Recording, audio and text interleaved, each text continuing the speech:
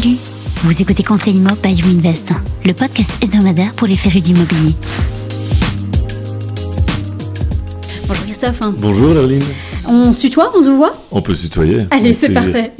Je suis ravie de t'accueillir sur ce podcast. Pour la petite anecdote, je travaille beaucoup avec ChatGPT et quand je lui ai posé la question de m'identifier les personnalités que je devais interviewer dans cette série pour traiter politique et immobilier, tu es la première personne qui a été suggérée par les bots. Tu sais un peu pourquoi finalement cet engouement pour ta personnalité et l'immobilier ? Alors c'est une bonne question, non, parce que je suis très actif sur tous les sujets technologiques, donc la défense, ou en tout cas tous les enjeux liés à l'intelligence artificielle, j'en parle beaucoup dans mon discours politique. Je pense qu'on doit absolument pouvoir innover et être à la pointe de l'innovation et des technologies, et c'est ce qui manque encore un peu, je trouve, en Belgique en général. Mais alors le lien avec l'immobilier, non, j'avais fait une proposition il y a 2-3 ans qui avait été beaucoup commentée, c'était la transparence des prix de vente dans l'immobilier. Okay. J'avais proposé qu'on puisse, comme en France, il y a un cadastre qui existe où vous pouvez taper n'importe quelle adresse, n'importe quel citoyen, donc il y a une transparence totale, et vous voyez le dernier prix de vente du bien. Et en fait, en creusant un peu, je m'étais rendu compte avec des gens de l'immobilier que c'est une information qui est assez opaque chez nous, opaque. Il y a qu'en fait des notaires qui ont cette information et qui en fait l'utilisent, la structure dans des fichiers pour pouvoir tirer des tendances, faire des prédictions, etc. Et je trouvais pas normal que cette donnée ne soit pas publique. Et donc j'avais fait cette proposition qui avait fait pas mal de bruit dans les médias il y a quelques années et qui avait été repris. J'avais questionné le ministre au Parlement qui avait dit que c'était une bonne idée à creuser. Donc ils allaient me revenir avec des nouvelles. Je pense qu'on verra plus clair après les élections. Bon, du coup, avant de démarrer, est-ce que tu peux te présenter simplement ? Bien sûr, je m'appelle Christophe de Beukelaar, j'ai 36 ans. Ça fait de moi la plus jeune tête de liste ici à Bruxelles pour le mouvement Les Engagés. Ce que je peux dire sur ma vie personnelle, c'est que je suis ingénieur de gestion de formation. J'ai d'abord travaillé dans le privé, dans des grandes entreprises, chez Elia dans l'énergie, et puis je suis très vite tombé dans le monde des startups et des petites PME. J'ai lancé une boîte dans la livraison de fruits en entreprise. On livrait à vélo dans Bruxelles. J'ai commencé dans le garage de mes parents. Maintenant, c'est une petite boîte qui prend un peu d'ampleur que j'ai revendue il y a quelques années. Et puis maintenant, je suis aussi très actif dans tout ce qui est crypto. Je m'intéresse beaucoup à la finance, à comment démocratiser notre système financier. Et je pense que les crypto-monnaies, principalement Bitcoin, qui joue un rôle particulier, mais ça devient technique, c'est pas l'objet du podcast. Mais il y a beaucoup de légendes autour de l'impact énergétique, la fraude, etc., qui pourrait se passer sur ce réseau. Et en fait, je pense que la crypto-monnaie va révolutionner le monde financier et qu'on ferait bien d'y attacher une vraie importance, parce que sinon on va de nouveau se faire avoir, comme avec Internet. C'est les États-Unis, la Chine qui vont développer les champions de demain dans ces domaines-là et qui vont venir piller nos données, comme c'est le cas avec les GAFAM aujourd'hui. Et donc je pense que si on veut avoir une autonomie stratégique européenne, on doit vraiment s'intéresser à ces sujets de manière beaucoup plus proche. Donc voilà, ça c'est pour ma vie entrepreneuriale. La politique a commencé il y a 10 ans. J'ai rencontré Benoît Serex, qui est devenu bourgmestre à Woluwe-Saint-Pierre, qui était ministre de l'économie à l'époque, et qui m'a convaincu de commencer la politique. Parce qu'il avait vu que j'avais fait un tour du monde à vélo avec un copain. Je suis parti pendant un an à travers 4 continents, 27 pays. On a fait 15 000 kilomètres et c'était passé à la télé. Et donc là, il a dit « Ah, j'ai besoin d'un jeune ». J'avais 23 ans à l'époque et donc il m'a convaincu de me présenter sur les listes électorales et ça a très bien marché. Et donc en parallèle de ma vie d'entrepreneur, je suis devenu échevin et maintenant député et maintenant tête de liste pour les engagés à Bruxelles. Je ne sais pas si je dois présenter les engagés aussi. Écoute, ça allait être ma prochaine question. Pourquoi les engagés et finalement, quelles sont les valeurs ou les idéologies que tu es le plus fier de représenter au quotidien ? Disons que beaucoup se trouve dans notre slogan, je dirais. Le slogan de campagne, c'est le courage de changer. Les engagés, avant, c'était un vieux parti, le CDH. Le CDH, tout à fait. Que beaucoup de vos auditeurs connaissent sans doute. Et en fait, nous, on a pris conscience en 2019 on s'est rendu compte l'énorme changement auquel on devait faire face dans notre société. à plein d'égards, des nouveaux enjeux qui apparaissent. Géopolitique d'abord, hein, le monde est en train de complètement se réorganiser, maintenant c'est la guerre en Ukraine même, mais c'est aussi les BRICS qui sont en train de se structurer. Est-ce que vous savez que pour la première fois, il y a un an et demi, l'Arabie Saoudite a vendu du pétrole dans une autre monnaie que le dollar. C'est tout à fait majeur comme événement sur le plan financier international. C'est le début de la dédollarisation du monde, la fin de l'hégémonie américaine qui a son pouvoir politique à travers sa monnaie. Ça va complètement changer les choses. Il y a la digitalisation qui n'existait pas il y a 30 ans ou pas dans les mêmes proportions. Les préoccupations climatiques, bien sûr, les migrations qui sont en train de grandir à vue d'œil, le vieillissement de la population occidentale. Tous ces nouveaux enjeux macro nécessite qu'on pense autrement et qu'on ne réponde plus à ces enjeux comme on répondait au XXe siècle. Et donc, être aujourd'hui libéral, socialiste, chrétien-démocrate, je dis volontairement avec un petit accent, c'est vieux jeu et ça ne répond plus aux enjeux d'aujourd'hui. Et donc, nous, on s'est dit, en fait, si on veut être pertinent par rapport à ces enjeux et que les gens ne votent pas pour des extrêmes parce qu'ils ne trouvent pas de solution dans le monde politique actuel, eh bien, il faut qu'on se réinvente aussi. Et donc, on a fait une grande transformation, voilà, tout un processus où on n'a pas renié nos valeurs, mais on a modifié notre vision, notre programme pour répondre à ces nouveaux enjeux. Vous savez, quand moi je suis arrivé un peu en politique dans ce parti, mais c'est comme ça dans tous les partis, on me disait « Ah oui, Christophe, ne dis pas ça parce qu'il y a 15 ans, tel ministre a dit ça dans telle assemblée, il faudrait quand même pas qu'on vienne nous dire qu'on ne dit pas la même chose qu'il y a 15 ans. » Alors qu'en 15 ans, le monde a complètement changé. Et donc, je dirais que d'abord, les engager, c'est une posture. C'est larguer les amarres, pas renier qui on était par le passé, parce que tout ça avait son intérêt à l'époque, mais se dire que maintenant on doit regarder le monde avec des nouvelles lunettes. Et comme un entrepreneur fait tous les jours en fait. Et donc c'est vraiment ça. Il y a beaucoup d'entrepreneurs d'ailleurs au sein des engagés. Moi j'ai une boîte à côté, mais il y en a d'autres. Yvan Vroegstraat qui a lancé Medimarket, qui est notre tête de liste européenne. Parce que c'est ce que Maxime Prévost, notre président, a dit aussi juste avant de commencer la transformation. J'étais dans la salle quand il y avait tous les députés fraîchement élus en 2019 et il a dit bon, on va se lancer dans une grande transformation. Ça veut dire que la moitié d'entre vous ne seront plus là en 2024 pour incarner en première ligne les choses. Et c'est ce qu'il a fait. Moi, je suis de ceux qui sont restés parce que j'étais tout jeune, mais il y en a beaucoup qui sont partis, des gros noms, des gens qui faisaient des voix, et pourtant on a pris le risque. On a osé mettre des nouvelles personnes, et c'est toutes des personnes de la société civile qui nous ont rejoints, et que vous avez sans doute vu dans les médias ces derniers temps, le recteur de l'UCL, Yves Copiters, épidémiologiste, Olivier Doissège, patron de l'Union Wallonne des entreprises, Armelle Geysen, une présentatrice télé, Elisabeth de Grise des mutualités chrétiennes, tous les gens qui viennent pas pour faire juste donner leur nom ou faire beau, mais qui ont un vrai bagage intellectuel, professionnel et qui mettent au service de la politique. Qui amènent chacun leur corde à cet arc commun finalement. Okay. Et donc je dirais que les engagés, ça donne quoi? Ça donne un parti centriste, un mouvement politique centriste. C'est quoi le centrisme? Le centrisme, c'est de dire que dans une société, nous, comme centristes, on va pas choisir un camp contre un autre. On va pas défendre quelques personnes, les intérêts de quelques-uns. Non, nous, on cherche en permanence le bien commun. Comme une balance à deux plateaux, si vous voulez. Okay. Où on ne choisit pas un plateau qui mettrait la balance en déséquilibre, on va tout le temps chercher l'équilibre entre les plateaux. Et ça ne fait pas quelque chose de mou, parce que les deux plateaux peuvent être très lourds. Ce qui est important, c'est qu'on pense aux intérêts de chacun.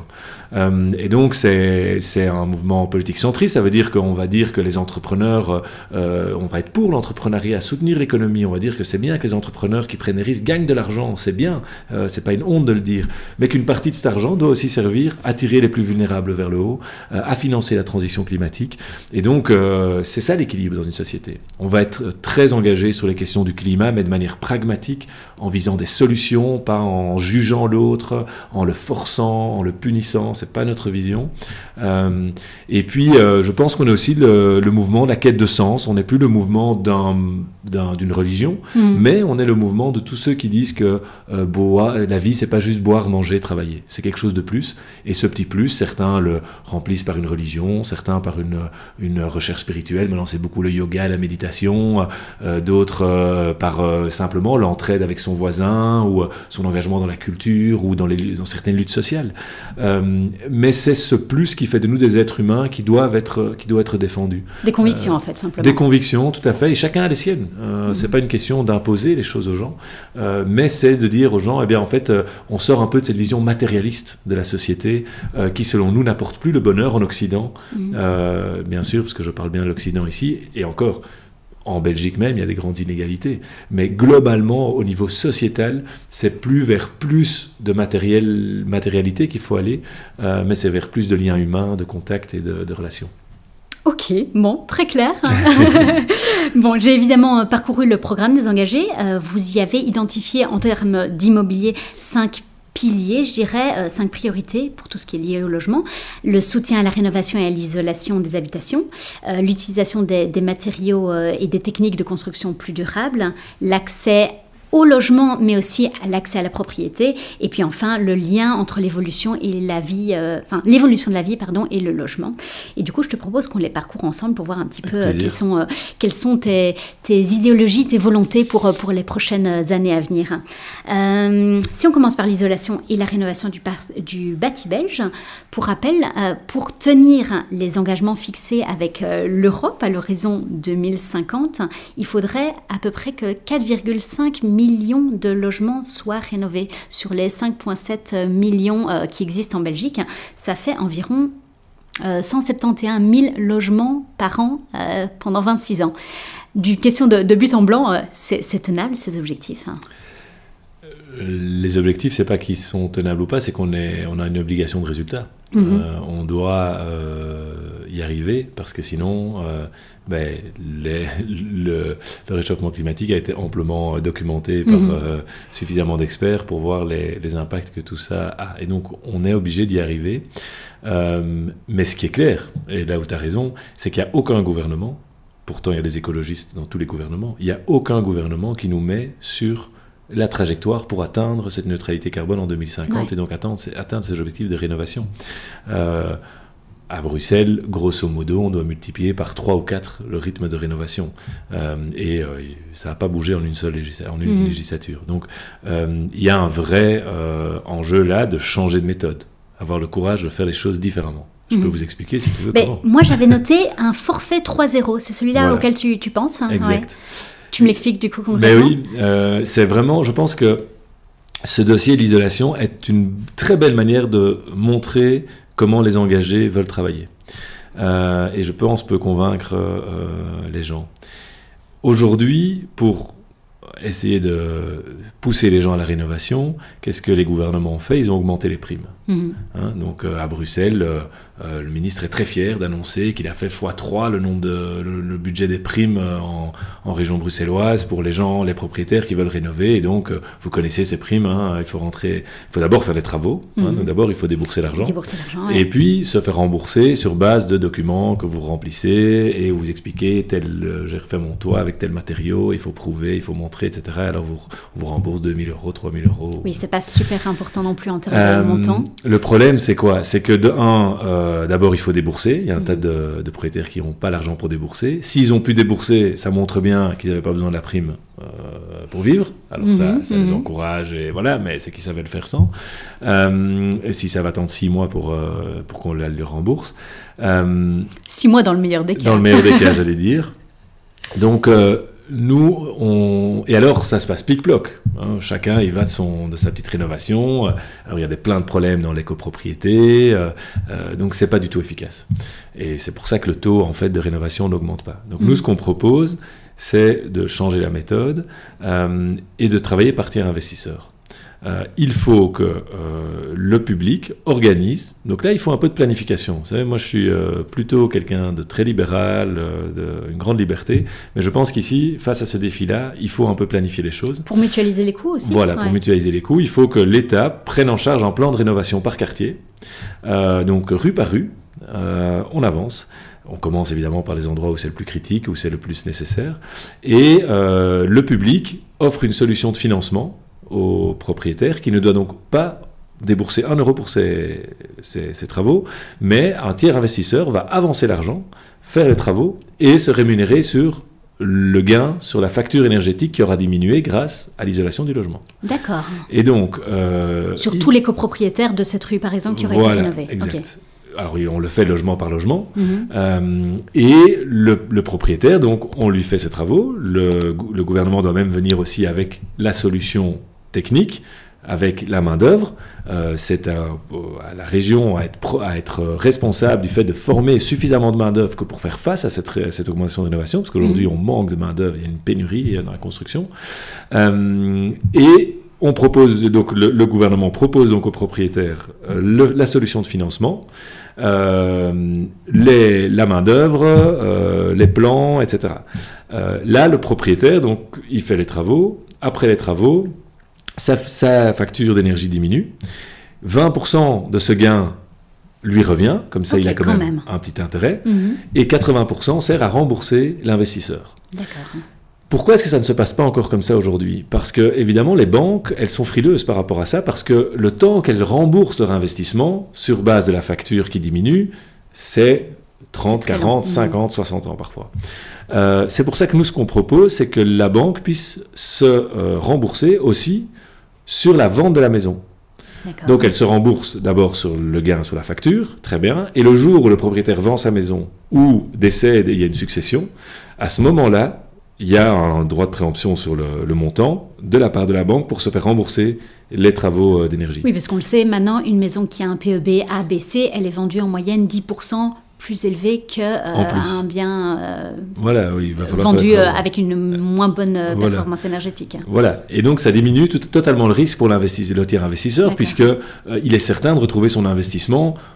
Le risque que l'immobilier tombe à zéro et que la vente de la maison ne permette pas de rembourser les travaux ou de l'appartement, il est quasi nul. Zéro, hein, oui. Donc ça va. Donc il faut que non seulement la région crée un fonds public pour ce système de tiers investisseur, mais en plus que les banques privées soient incitées à le faire aussi, à jouer le rôle de tiers investisseur.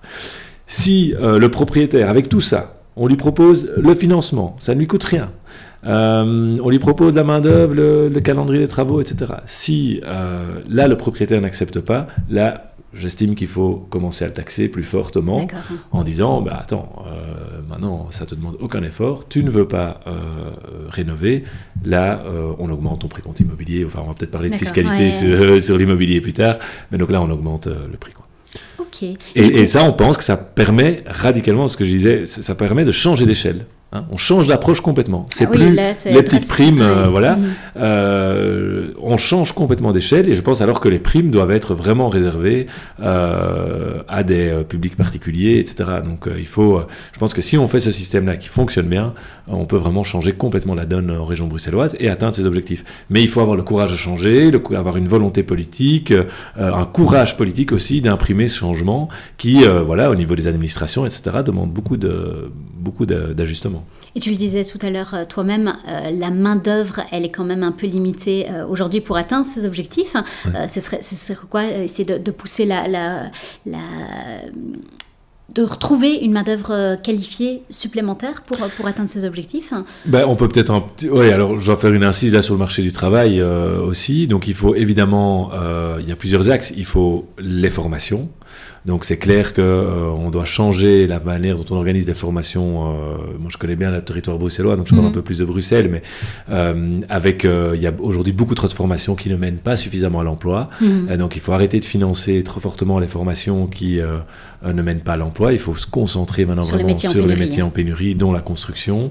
Il faut organiser des formations beaucoup plus rapides, beaucoup plus flexibles, parce que tous les trajets de formation aujourd'hui, et certains trajets de formation sont vraiment trop longs et trop spécifiques, et en fait on pourrait faire beaucoup plus simple. Il faut aussi inciter les gens au travail, bien sûr. Donc nous, on demande de limiter le chômage dans le temps. Donc après 2 ans, donc d'abord, les gens qui perdent leur boulot, au début, ils devraient même avoir un chômage plus élevé. Juste quand ils perdent leur boulot, il n'y a pas de raison, on perd son boulot, on a toujours les mêmes factures, ça arrive à tout le monde. Mais pendant un temps très limité, 2, 3, 4 mois, 2, 3 mois, et puis une dégressivité beaucoup plus rapide. Et après 2 ans, si vous n'avez pas trouvé de boulot, là, si vous voulez continuer à toucher vos allocations, il faut que vous travaillez et c'est au public à vous donner un travail. Dans des institutions publiques, dans des associations, il y a du boulot, il y en a assez. Et donc ça va aussi, je pense, inciter les gens à reprendre, parce qu'aujourd'hui on a un taux de chômage beaucoup trop élevé à Bruxelles, et ça va inciter les gens à retravailler ou à tomber sur un travail public, mais alors qu'il aura son sens, puisque l'allocation, elle est toujours là. Et donc ça, je pense que, voilà, alors, dernière chose, c'est les personnes issues de l'immigration, les personnes migrantes qui arrivent en Belgique, il faut pouvoir les intégrer beaucoup plus vite par le travail. Aujourd'hui, la reconnaissance des diplômes pose encore beaucoup de problèmes, qui fait que beaucoup de migrants ont des diplômes et qui ne sont pas reconnus, et donc qui ne sont pas acceptés dans certains métiers. Et puis, de manière générale, un migrant qui arrive en Belgique et qui travaille est directement un apport économique au pays. Et donc, c'est comme ça, évidemment, que l'intégration se fera beaucoup plus facilement. On se fait un réseau social, on acquiert un statut social en travaillant. Et donc, je pense que là aussi, il y a un travail à faire sur les personnes migrantes. Ok, super intéressant. Deuxième point, finalement, ça relève à l'utilisation respectueuse des matériaux respectueux de l'environnement. Et vous le relevez à très juste titre, finalement, la PEB, elle n'intègre pas du tout dans ses méthodes de calcul l'impact environnemental de la production de nouveaux matériaux servant à la rénovation, mais aussi la production de déchets qui va servir à obtenir un parc immobilier plus vert. Tu peux m'en dire un peu plus sur les mesures que vous avez envie de prendre en considération ici ? Mais donc, je pense que là, il y a un point très important, c'est le problème du PEB. Donc ça, je pense que le ministre Marron a mis beaucoup de temps à l'accepter. Ça fait depuis le début de la législature qu'on tape sur ce point. Mais maintenant, timidement, il commence à parler d'une réforme. Tu sais, moi je compare toujours l'isolation. Isoler le bâti, c'est comme un énorme bateau que tu dois piloter. Pour arriver à destination, et la destination, c'est la neutralité carbone en 2050. Et le problème, c'est qu'on est sur ce bateau, mais la boussole est cassée. Et donc, on ne sait pas où on va. Et cette boussole, c'est le PEB. Parce qu'aujourd'hui, vouloir rénover des logements dont on ne connaît pas avec précision la performance énergétique, mais voilà, c'est gaspiller beaucoup d'énergie. Et pourquoi tu dis qu'elle est cassée concrètement? Parce que y a des tas de choses qui ne sont pas prises en compte. Donc tu viens de parler des matériaux, mais entre un bâtiment neuf et un bâtiment existant, la PEB va être calculée différemment et donc va donner d'autres résultats. Selon le certificateur PEB, on a des résultats super différents. C'est vrai, on a vu des émissions passer là-dessus. C'est impressionnant. Et donc, il faut absolument revoir ce PEB pour autant que possible essayer d'avoir le même PEB en Flandre, en Wallonie, à Bruxelles, pour qu'on puisse avoir des choses comparables et que les gens puissent évidemment travailler dans les différentes régions sans voilà. Et donc voilà, je pense que là il y a un vrai enjeu, c'est de revoir ce PEB. Maintenant les analyses sont en cours, mais je trouve que c'est très lent. Les matériaux, voilà, je pense que tu as tout dit. À partir du moment où on demande aux gens de rénover, ça veut dire que ça va demander du matériau, de la matière. Et si cette matière, elle n'est pas éco-responsable, on fonce dans le mur aussi. On fonce dans le mur aussi. Donc là, je pense qu'il y a un vrai enjeu à intégrer ça dans les réflexions, dans les montants des primes. Bon, moi, je suis pas spécialement pour le système de primes, mais voilà, il faut vraiment que ça soit intégré à tous les étages. C'est la qualité de la matière qui est utilisée pour la rénovation. Et je pense qu'on a beaucoup de choses à faire, parce qu'on a des experts là-dedans en Belgique. Il y a quelques boîtes qui sont très bonnes dans ce réseau-là et qui pourraient amener beaucoup. Mais il faut, voilà, de nouveau, penser holistiquement, penser global, et pas juste par un bout du problème, mais tout voir à la fois. Ok, et du coup, ça, elle est aussi intégrée dans votre méthode 3.0 ou pas du tout? Oui, alors l'idée, évidemment, si on met ça en place et qu'on vient auprès du propriétaire avec une solution de rénovation, ce sera toujours, évidemment, avec des matériaux les plus éco-responsables possibles. Ça, je pense que c'est nécessaire. Tiens, c'est vrai que je jump là-dessus, en fait. mais quand tu disais, oui, rénovation par rue ou par quartier, concrètement, est-ce qu'un propriétaire ou quelques propriétaires d'une même rue pourraient bloquer l'avancement d'une certaine rue? Enfin, je pense, ma rue à moi, par exemple, on est 50 copropriétaire de cette rue. S'il y en a 3-4 qui s'y opposent au projet, comment ça se passe? Alors on les sort du projet. Il y a quand même encore la liberté individuelle, donc on va pas, voilà. Ouais. Mais en tous les cas, la démarche elle est là, et avec après, comme je le disais, si après quelques années parce que la personne pourrait dire non mais je le fais de mon côté, je fais ça, voilà, je le finance moi-même, j'ai pas envie de tout ça, etc. Il y a pas de souci, mais on met un délai, et si dans le délai ça n'est pas fait, alors il faut sanctionner, quoi. Ok, d'accord. Bon, c'était une petite parenthèse. Ouais. On peut jumper sur l'accès au logement, sous-entendu décent, on va dire, qui est un droit fondamental, malgré tout. Or, ce droit, finalement, il est un peu mis à mal, notamment par l'augmentation drastique ces derniers mois, ces dernières années du prix de l'immobilier et du prix des loyers, notamment à Bruxelles. Je pense qu'on a vu une augmentation de plus de 10% là, sur ces dernières années. On peut donner plusieurs explications à tout ça. Déjà, la démographie qui est constante, moins de personnes dans une unité de logement, l'augmentation des logements destinés au tourisme, aux eurocrates, aux travailleurs internationaux, surtout à Bruxelles, la lenteur de l'octroi des permis d'urbanisme et du coup de la construction en plus gros volume de logements. J'ai noté aussi la perte d'attractivité du marché locatif pour les bailleurs qui ont de plus en plus de responsabilités à donner à la part, pour leurs locataires, et du coup qui vont peut-être un peu délaisser ce marché locatif. Bref, les raisons, on les connaît. Qu'est-ce que toi et de manière générale les engagés, vous aimeriez mettre en place pour venir à la rescousse de ce marché locatif et ce marché de logement qui est un peu à la dérive? Mais je pense qu'on doit répondre à chacun des points que tu individuellement que tu as énumérés. C'est-à-dire que pour résoudre la crise du logement, c'est comme si tu avais un tableau de bord avec différents leviers, il faut tous les mettre à 100%. Il n'y a pas le choix. Il y a pas, c'est comme dans l'énergie, certains disent non mais il faut du nucléaire, d'autres qu'il faut du renouvelable, d'autres qui disent non il faut la sobriété. Non, il faut du nucléaire, il faut du renouvelable et il faut la sobriété. Il va falloir tout faire si on veut y arriver. Et je pense que pour la crise du logement c'est pareil parce que c'est un problème assez complexe et avec beaucoup de paramètres. Donc la première des choses, quand il y a une montée des prix, mais c'est qu'il y a une tension entre l'offre et la demande. Bien sûr. Ça, voilà. Et donc c'est bien, on a une ville qui attire des nouvelles populations, notamment issus de l'immigration, mais voilà, de partout dans le monde, aussi des pays européens, du Maghreb, etc. Et donc c'est plutôt bien, moi je serais plutôt enthousiasmant pour notre ville. Ce qu'il faut maintenant, c'est que le logement suive et qu'on puisse accueillir toutes ces populations. Et donc on doit créer du logement. On doit produire du logement. Pour ça, c'est clair qu'il faut simplifier la vie de ceux qui veulent construire du logement. Oui, que ce soit individuel ou les promoteurs. Voilà, exact. Aujourd'hui, pour obtenir un permis d'urbanisme un peu d'ampleur, tu es parti pour des années, et en moyenne, 6 ans. Voilà.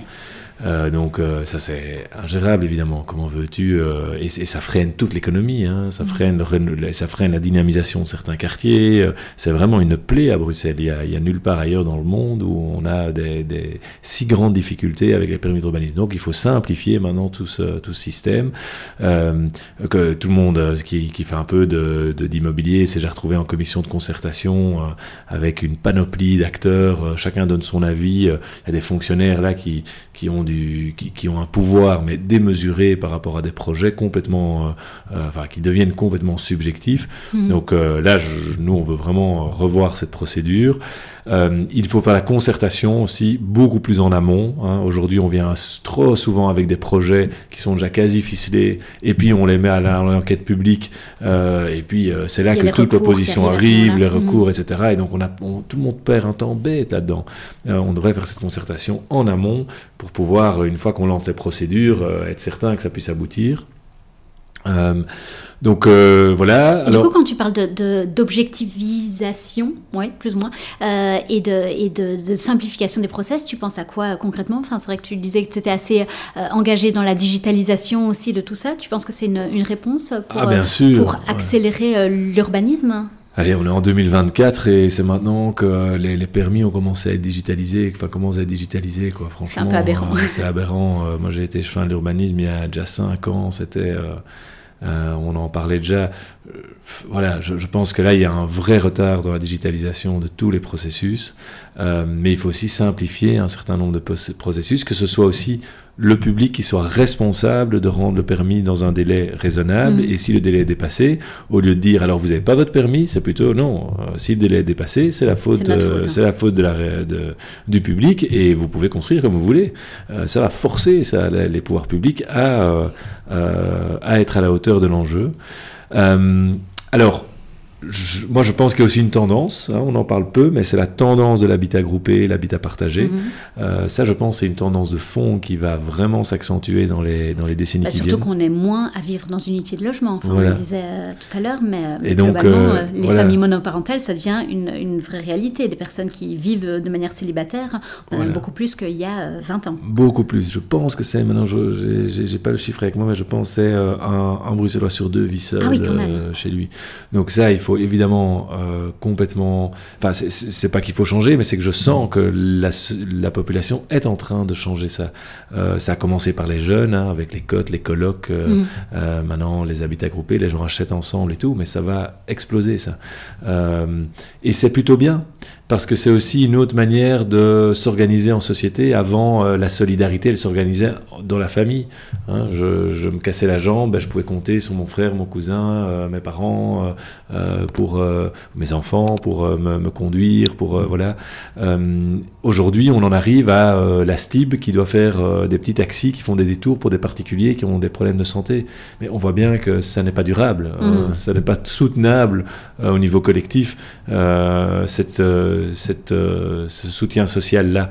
Et ça, je pense, ça va se réorganiser, mais dans des habitats groupés où les gens vont partager des logements ou des parties de logements ensemble.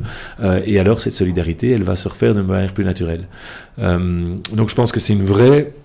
Si on regarde, mais là, on regarde un siècle, je pense qu'on a une tendance de fond qui va aller vers là, vers le partage de l'habitat. Et c'est plutôt une bonne chose. Sinon, il y a évidemment tout ce que le public peut faire, comme pouvoir public, pour créer du logement à loyer ou à prix abordable. Et là, moi, je ne suis pas du tout, chez les engagés, on n'est pas du tout pour le tout au logement social. On pense que ça ne fonctionne pas. On pense que l'État est en fait un piètre gestionnaire et un piètre investisseur, sauf dans quelques domaines clés, comme le train, ou voilà, il y a quelques sujets clés où c'est pas vrai, mais en règle générale, regardez l'état de nos logements sociaux, c'est parce que quand l'État gère, et il y a plein de raisons à ça, il y a un lent délitement du patrimoine. Et ça nous coûte extrêmement cher. Ces dernières décennies, on a créé très peu de logements sociaux, mais en tout cas pas assez. Voilà, mais on a investi par gouffre dans la rénovation des logements sociaux. Il y a beaucoup de logements sociaux vides aujourd'hui, tout simplement parce qu'ils sont vétustes. Pas rénovés et vétustes, exact. Et on est dans l'incapacité de rénover ça rapidement. Donc, moi, je suis beaucoup plus pour un partenariat public-privé dans le domaine du logement, avec notamment le démembrement de droits de propriété, par exemple, ou sur des terrains publics par bail d'amphithéose. On laisse. Donc, ça veut dire que le terrain reste au public, mais par contre, on achète.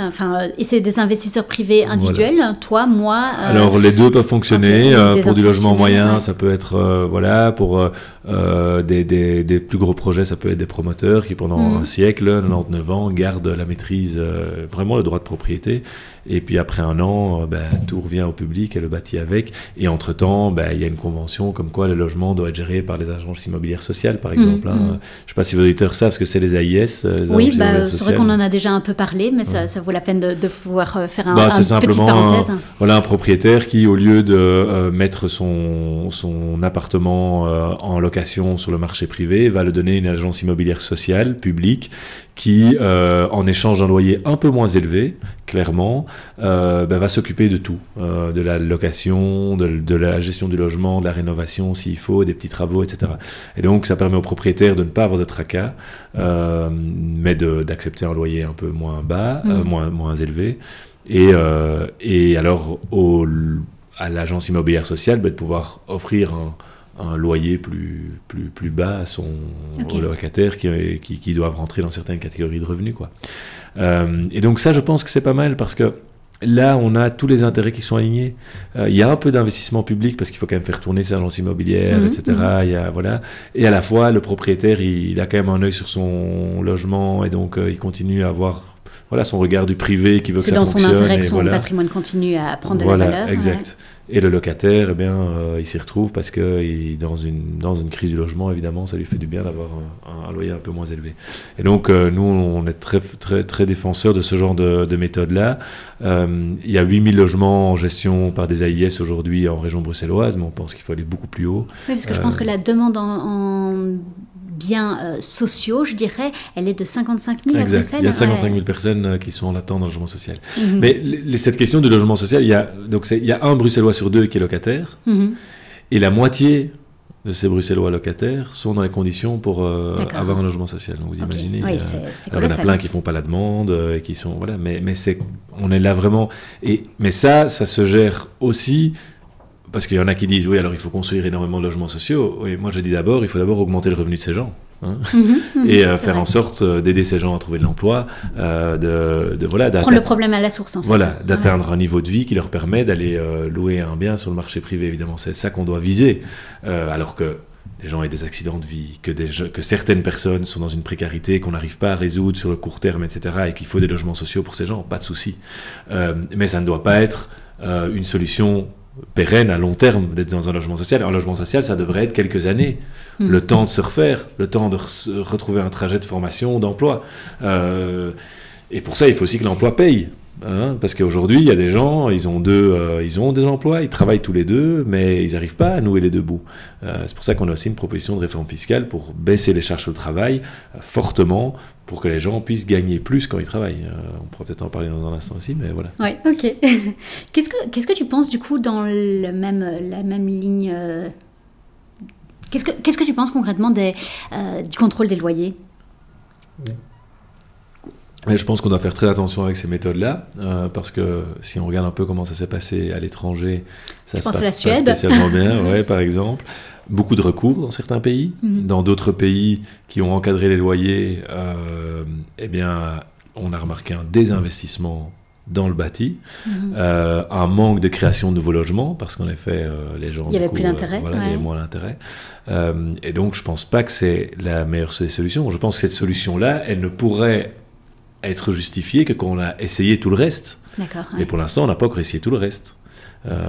Voilà, tout ce que je vous ai dit, tant qu'on n'a pas des permis d'urbanisme qui tournent, tant qu'on n'a pas des solutions créatives de création de logements publics, privés, etc., ça n'a pas de sens de vouloir encadrer les loyers. Donc je pense que c'est une fausse bonne idée. C'est essayer de régler un problème, régler le symptôme sans régler la source du problème. Donc si on a tout fait et qu'on continue à avoir une crise de logement, qu'on ne sait vraiment pas comment gérer, on pourra en parler, mais aujourd'hui c'est pas le cas. Ok, super. Dans le même ordre d'idée, on peut parler de l'accès à la propriété, donc pour les primo-acquéreurs. C'est quoi pour toi les solutions pour justement faciliter l'accès à la propriété à une population plus précaire ou plus jeune simplement ? Donc je pense que là, il y a déjà une chose importante à dire. Il faut travailler évidemment sur les droits d'enregistrement. Ça, c'est la première des choses. C'est que les droits d'enregistrement aujourd'hui sont un frein à l'achat. Malgré les abattements ? Parce que c'est quand même un beau cadeau fiscal, 25 000 euros là depuis 2 ans, je pense. Mais ça reste un frein. Ça reste un frein. Ceux qui disent qu'il faut supprimer les droits d'enregistrement vous racontent n'importe quoi. C'est impayable parce que les droits d'enregistrement représente un revenu important de l'État. Et moi, j'aime beaucoup les chiffres, donc si vous voulez, je vous parle un petit peu de la dette de la région bruxelloise et de l'état des finances de Bruxelles, mais c'est très très compliqué, et donc on va devoir continuer à avoir des recettes fiscales, on ne va pas en sortir autrement. Même s'il y a d'autres réformes à faire sur les dépenses de l'État et tout, et j'ai des propositions très précises, mais dire qu'on va supprimer le droit d'enregistrement, c'est une ineptie. Même sur la première résidence, ça serait malgré tout une ineptie ? Je pense que c'est une ineptie. Ce que je pense par contre, c'est qu'on peut étaler les droits d'enregistrement. D'accord. Et ça, c'est notre proposition phare. Ça, on peut le faire dans l'immédiat. Ça ne coûte rien directement, c'est le coût du financement, mais ça, l'État est suffisamment solide que pour l'absorber. C'est dire aux gens qu'en fait, au lieu de payer les droits d'enregistrement en une fois, eh bien, on va vous les étaler dans sur le temps. La durée du crédit, sur par exemple. Sur la durée, par exemple, du crédit, ou sur 20 ans. Il faut voir un peu comment est-ce qu'on module ça. Et ça permet que la taxe, elle reste due, mais c'est beaucoup moins lourd, puisque c'est un montant qui est étalé sur 10, 15, 20, 30 ans. Finalement, c'est le principe même de la banque. Hein. Tu ne dois pas sortir tes 300 000 euros pour acheter ta maison, mais tu l'étales sur 25 ans de crédit. Mais pour cet aspect fiscal, c'est l'État qui doit prendre qui devrait prendre le. D'accord, oui. Oui, ce ne serait pas un tiers investisseur. Non, là, je pense que c'est l'État, parce que les banques aujourd'hui ont des règles beaucoup trop strictes et ne le font plus. Et donc, je pense que ça, c'est la première des choses. Et puis, c'est clair qu'il faut travailler sur des prêts à taux zéro, élargir la possibilité d'accès à ces parce qu'il y a le Fonds du logement fait il y a des propositions, enfin il y a des instruments financiers pour le faire, mais il faut élargir ça, voilà, clairement. Ok, super. Bon, j'aimerais terminer cet épisode sur un dernier point, c'est l'aménagement du territoire et l'urbanisme. On en a déjà parlé, mais ça pose un problème essentiellement aujourd'hui en Wallonie et à Bruxelles. On est face à une contradiction, à savoir le manque de logement, mais par ailleurs, les gros projets immobiliers qui ne voient pas le jour du tout, ou alors qui mettent une éternité à voir le jour. Hein. Des promoteurs qui vont même être découragés d'investir à Bruxelles parce qu'il y a trop de contraintes, de charges urbanistiques, etc. C'est quoi le problème actuel et comment est-ce qu'on peut le régler de manière très concrète? Je pense qu'il y a plusieurs choses à faire.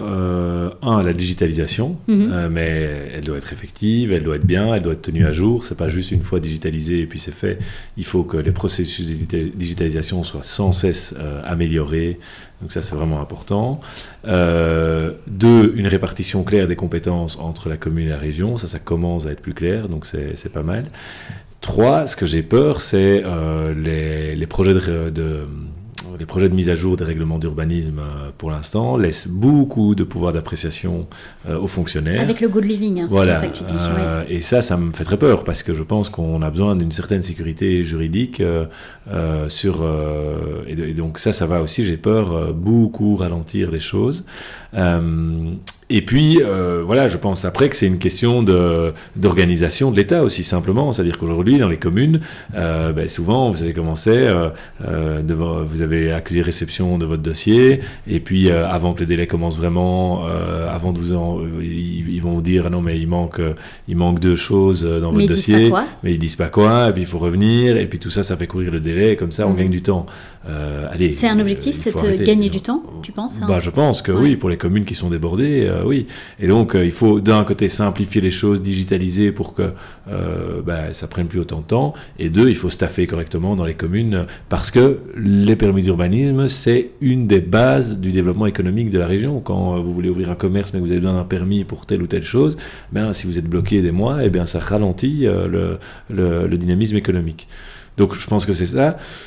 Et puis, sur l'aménagement du territoire, je crois aussi que on doit pouvoir monter un peu en hauteur à certains endroits afin de garder de l'espace au sol pour la perméabilisation. Donc, je pense que ça, c'est aussi une vision qu'on porte, c'est de dire que c'est pas faire Manhattan, hein, c'est pas faire des tours, c'est pas ça du tout, mais c'est à certains endroits, dans certains quartiers, accepter 2-3 étages en plus pour pouvoir ne pas devoir construire le sol, mais pouvoir garder de l'espace et de la verdure, parce que un des grands enjeux quand même de nos villes demain, ça va être les îlots de fraîcheur, garder de la verdure en ville. Pour ça, nous, on propose aussi la végétalisation des façades, surtout des façades dites moches. Donc, on connaît tous des façades vraiment horribles qui ont été construites. Il y a un terme, d'ailleurs, on dit bruxellisation. Voilà. Oui. Eh bien, qu'on puisse, à un moment donné, faire un cadastre de ces façades et avec un plan de végétalisation de ces façades pour que ça soit peut-être une particularité bruxelloise, d'avoir pas mal de façades végétalisées, plus de verre dans la ville, et particulièrement sur les façades qui ont peu d'intérêt patrimonial. Puisqu'on fait des toitures plates végétalisées justement comme isolant. J'imagine qu'une façade isolée par la verdure, c'est des techniques maintenant, il faut bien les maîtriser parce qu'il faut que ce soit bien fait pour pas qu'il y ait de pont thermique, exactement, et puis de l'humidité aussi. Mais globalement, oui, ça peut vraiment, je pense, que ça peut avoir un intérêt et d'isolation et justement d'aménagement du territoire agréable, d'urbanisme, quoi. Ok. Tu en parlais tout à l'heure finalement de ce nouveau RRU qui vient de voir le jour, qui s'appelle donc le good living. Concrètement, tu disais que ça laissait peut-être un petit peu trop de place à l'appréciation des communes et du coup des fonctionnaires. Tu penses à quoi concrètement et comment ça se fait que ça n'a pas été réfléchi en amont par le Parlement ? Mais je pense que le ministre a voulu absolument avancer avec sa réforme. D'ailleurs, avant les élections, voilà. Justement. Ouais. D'ailleurs, c'est assez étonnant parce qu'on n'a même pas l'avis du Conseil d'État et la secrétaire d'État, Hans Persson, a envie de continuer dans avec son projet alors qu'il n'y a pas l'avis du Conseil d'État sur son projet. Donc c'est quand même parce que le Conseil d'État est débordé.